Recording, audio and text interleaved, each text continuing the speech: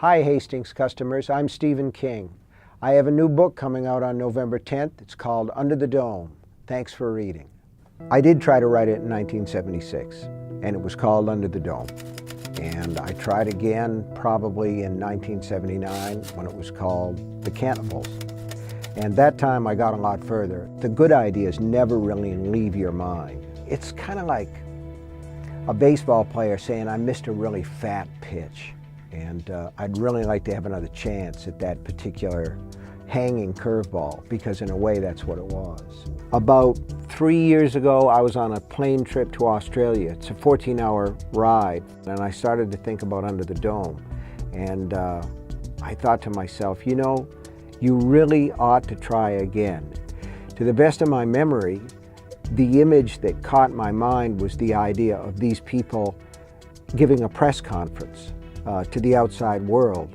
And apparently, from what you see, there's nothing between them and the cameras until somebody reaches out and knocks on, thin air. And I thought to myself, what a story that would make, what an image that is, with the idea of the whole world watching these people who are as out of touch as people that are stranded on a desert island.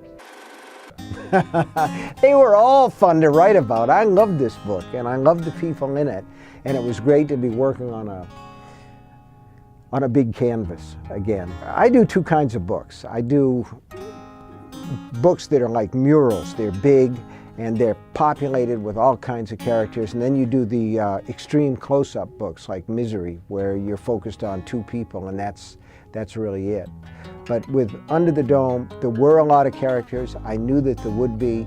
I let them grow and I let them propagate, if you will, until they were everywhere. And I just absolutely loved every one of them. And I think if you're going to write a book that people are going to love, you have to love the people in the book when you're writing about it. You just can't phone it in.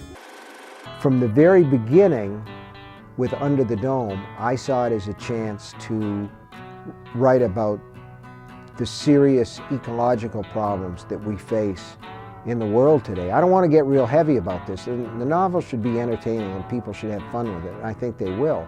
But the fact is, we all live under the dome.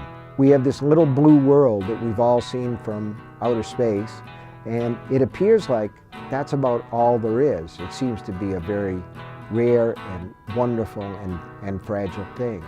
And one of the reasons that I came back to Under the Dome was I wanted to say something about that. In small towns, we think we know everybody else's business, but everybody holds back. There's a saying that people have in Alcoholics Anonymous, which is, you're only as sick as your secrets. And some of the people in this book are pretty sick indeed. And let's put it this way. I think readers are going to be engaged, but I don't think they're going to be totally surprised by some of the things that people are holding back, because we have them in our own lives.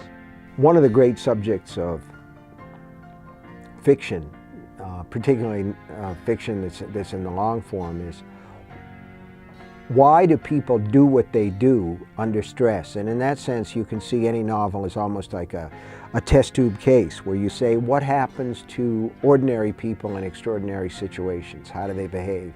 Do they rise to the occasion or do they not?